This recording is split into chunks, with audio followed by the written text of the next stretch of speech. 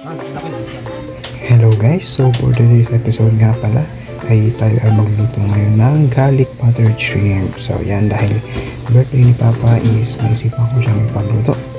So tara guys, samahan niyo ako. Let's go! So dito nga pala sa part na to is linis na yung hipon. So alam niyo naman kung paano maglinis ang hipon at may kanya-kanya tayong paraan dyan. No? At dito nga pala samahan ko rin ng tahong, yan, saka ng sweet corn para masarap yung ating luto. So ayan.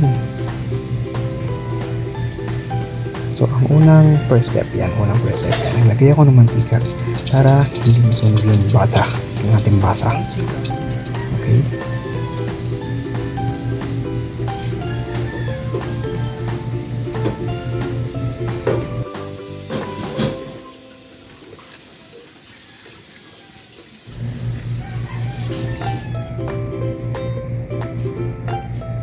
So ang butter nga pala na ginamit ko dyan is yung dairy cream. Yan. At kung meron naman kayong ibang butter na ginagamit na mas masarap is comment down below guys. Kasi sa amin yung nakagasan kong gamitin. At sa mga napapanood ko rin yan yung makadalasan ginagamit. So ayan. At dito hirap na hirap kong tanggalin yung balat kasi nakadikit. Yan.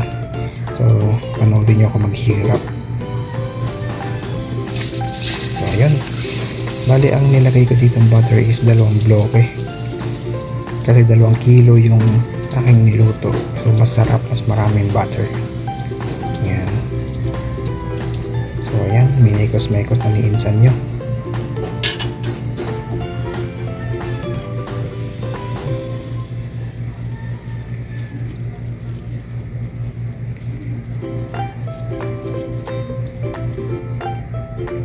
So ayan, yung sunod kong nilalagay is butter pa din. So nabili ko lang dyan sa amin na nakaganan na.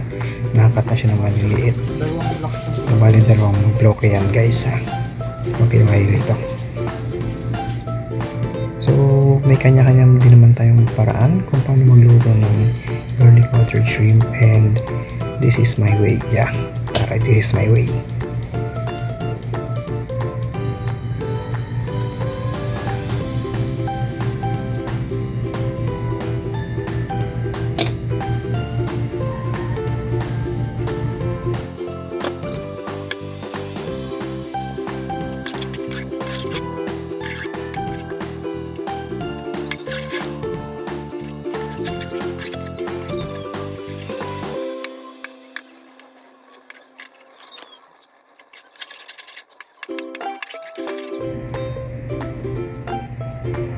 So ayan, dito naman guys is nilagay natin yung maraming bawang. So ayan, mas maraming bawang mas masarap para alis aswang. Ay, joke lang. So ayan guys, dalawang bawang nga pala nilagay ko, yung 2 buo ng bawang. So ayan, mas masarap, mas marami guys. At yan, mekos-mekos lang ulit, mekos-mekos hanggang lumabas yung napakabangong aroma ng bawang at butter. Yan. Oops, yan, tamang pakit lang sa camera. Okay, pakit. Hindi naman cute. Yan. So halo-haloin nyo lang guys para hindi masunog. Yan, mekos-mekos nyo lang habang sumasayaw. Yan. Just enjoy cooking guys. Sabi nila mas masarap ng luto kapag ini-enjoy mo. Yan, kaya bawal sumimangot. Yan, huwag nyo ako kagayahin.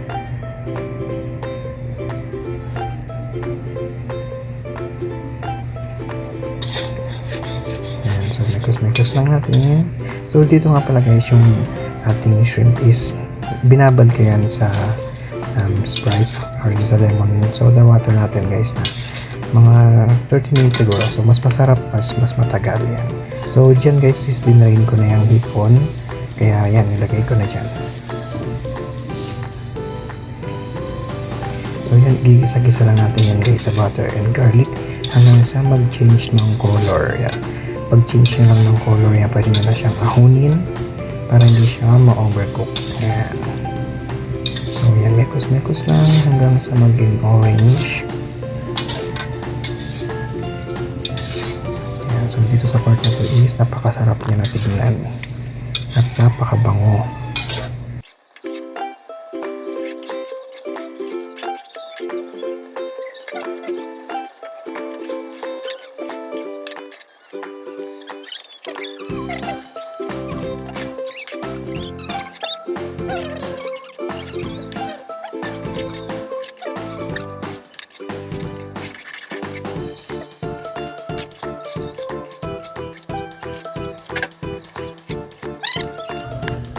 Yan, dito naman sa part na to is, yan, inaalis ko lang muna yung ating hipon.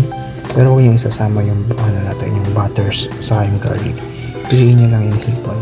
Pero may masama namang garlic, okay lang yan. Wala namang magagalit. So yan, fast forward na natin dito kasi medyo matagal tong part na to.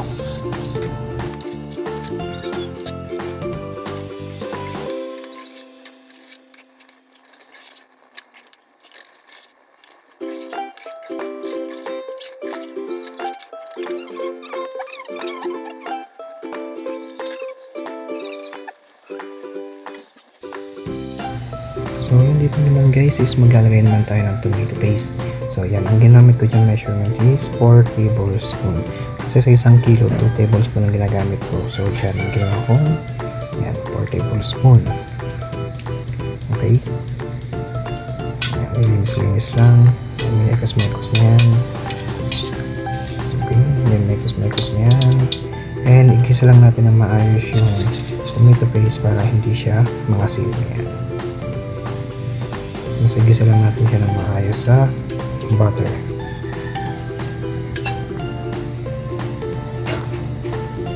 Mekos-mekos again. Ayan, mekos-mekos na naman iinsan nyo.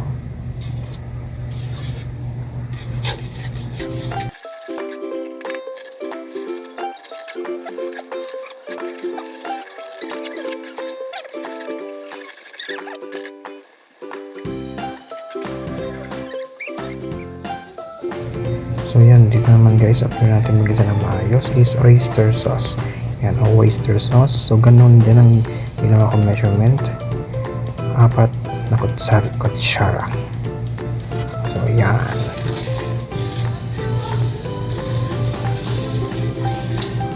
And mekos-mekos ulit. So yan. So makikita nyo, meron ako dyang assistant. Yan. Siya yung taga-mekos natin habang naglalagay tayo ng abracadabra. Yan guys, magic. Yan, abracadabra. Okay. And then next naman is paminta. So yan, nasa sa inyo na guys kung gaano karami paminta lalagay nyo. Kung ayaw nyo naman paminta, okay lang, maglagyan. Yan. Tapos asin, konti lang. Pwede natin kasi mas madali mag-adjust kaysa magbawas. Yan.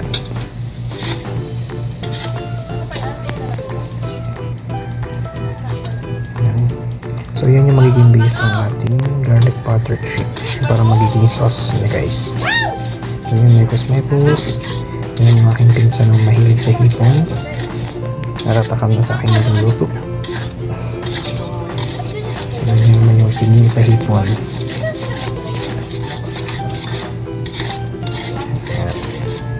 At mekos-mekos lang natin guys hanggang sa maluto ng maayos sa mga pinaglalagay natin. Yan. At sa part naman na to guys, sabawan natin siya gamit yung Sprite. Yan, Sprite. Baka naman. Oops, natapon. So yan.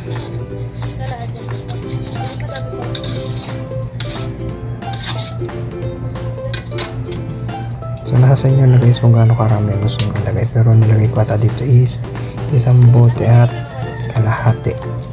Yan. At syempre yung konti inumin natin.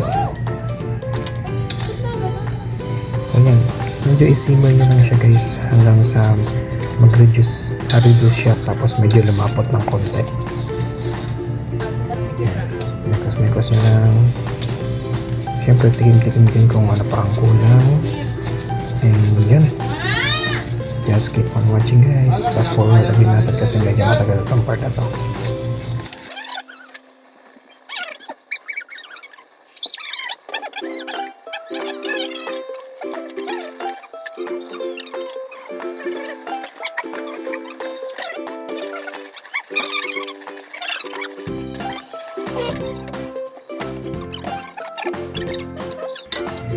So yan guys, dito sa part na to is nilagay ko na yung tahong. Kung mapapansin nyo is naka-open na yung mga tahong na nilagay ko.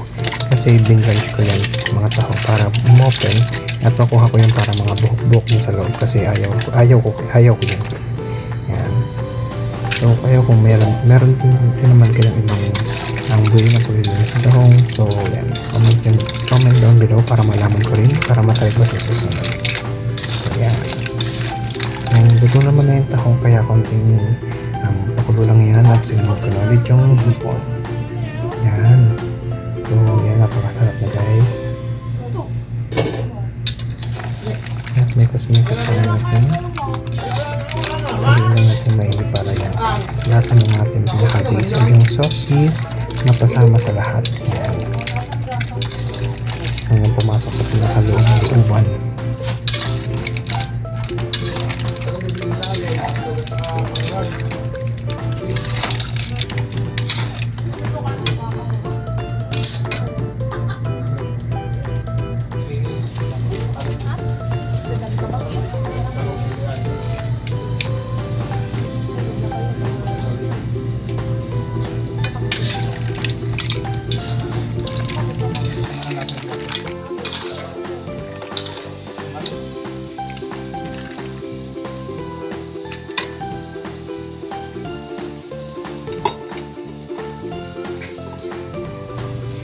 So yan dito guys, yan, lagay natin yung ating sweet corn. At yan, niluto ko na rin yan kasi yan yung pinakamatagal na maluto. Kaya inuna ko na siyang pakuluan. And kung ayaw nyo naman na may hipon, di don't. Pero kami lang, may hipon, kung may corn, di don't. Kami kasi gusto namin yan, corn. Para marami syempre. Yan. So dito guys, is luto naman na halos lahat yung nilagay ko. Kaya halo-halo lang natin ng maayos para kumapit yung lasa din sa lahat ng mga ingredients na nilagay natin. So yan, keep on watching guys, and may kusin ko na ulit yan.